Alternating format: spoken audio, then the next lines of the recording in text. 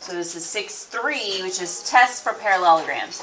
So one of the things I went over on Friday was the basic requirement for a parallelogram is that both pairs of opposite sides are parallel. So here we have the left side has an arrow and the right side has an arrow. So that means those are parallel to each other. The top has two arrows and the bottom has two arrows.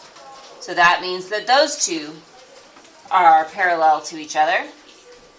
So then you can conclude if AB is parallel to DC and AD is parallel to BC, then ABCD is a parallelogram.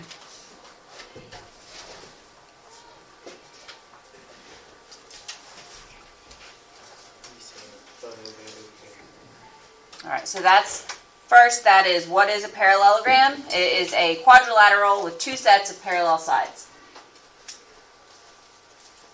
So then there's also, so sometimes that's given to you, that's shown like that, and then there's no question. But sometimes you're given some different characteristics, and you're asked, like, can you conclude that you have a parallelogram based on this situation? So if both pairs, so in this case you have to have both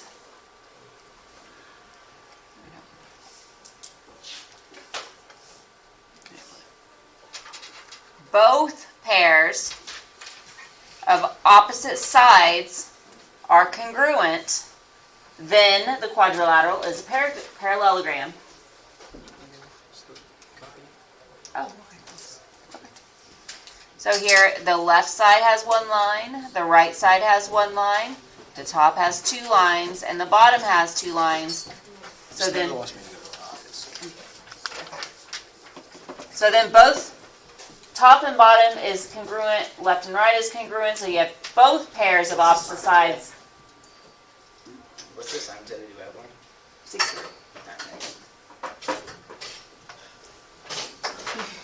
What was I?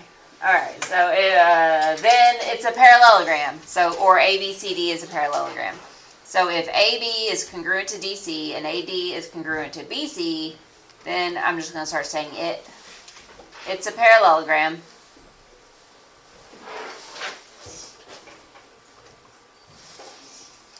So you can make that conclusion.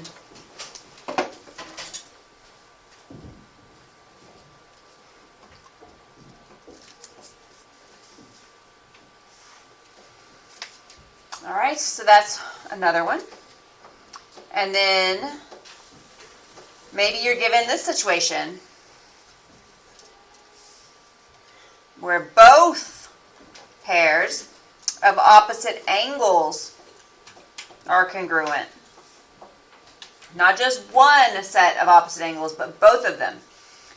Because, like, if you look at diagonal D to B, like, I know it's not there, but if you were to pretend it was there, that would serve as a transversal, right? And then you would have, and if the angles, the alternate interior angles are congruent, you can conclude you have parallel lines, which would give the top and the bottom congruent.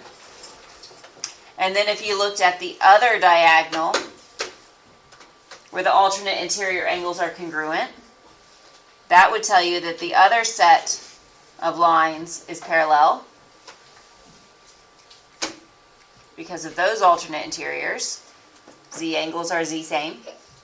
And now I have opposite sides parallel, which means it's a parallelogram. So if angle A is congruent to angle C and angle B is congruent to angle D, then ABCD is a parallelogram.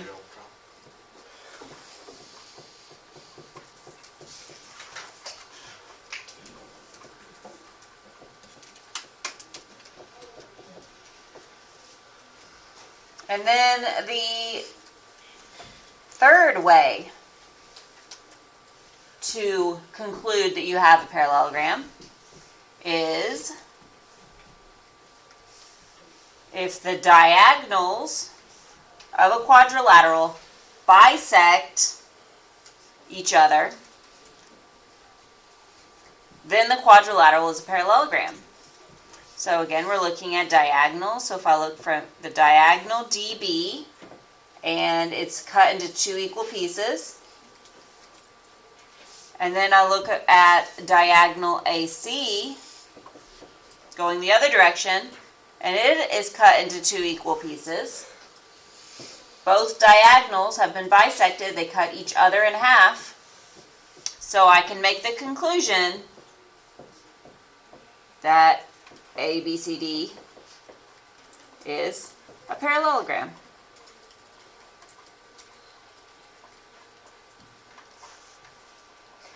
And remember, it's not just when you have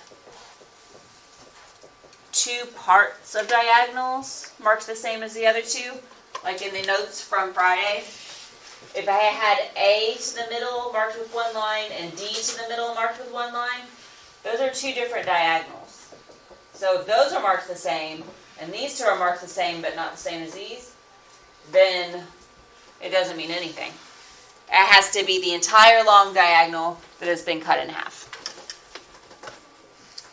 Alright, and then the last one, the 4th way to prove that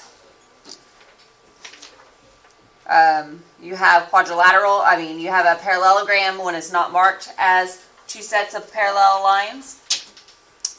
If you have 1 pair of opposite sides,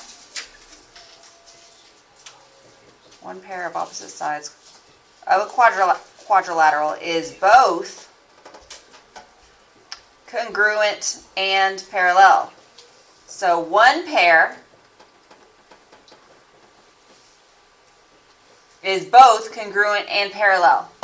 So here, AB is marked congruent to DC, and AB is marked parallel to DC. That is enough to conclude that it's a parallelogram.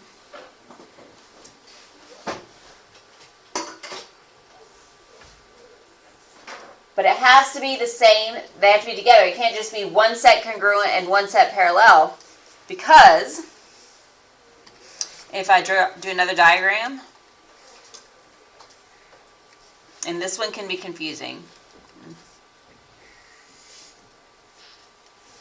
Alright, and if I had, say, the top congruent to the bottom, and the left is parallel to the right, that's not enough. It's not just 1 set of parallel sides and 1 set of congruent sides. It has to be a pair of sides that are both congruent and parallel together at the same time. So this does not conclude anything. Not enough information here.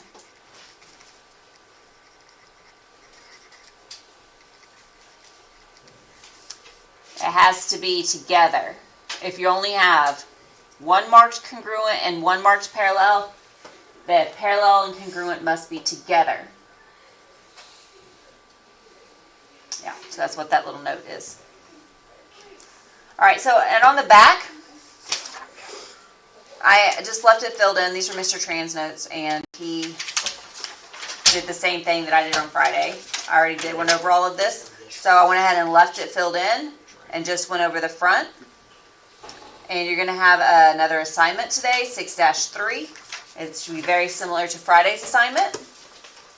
And it's going over, is it a parallelogram or not? Which I know you had some of those questions on Friday. But some of these can be tricky. It's kind of hard to figure out. So looking at this paper while you're going over that can be helpful. There's 5 situations that you can conclude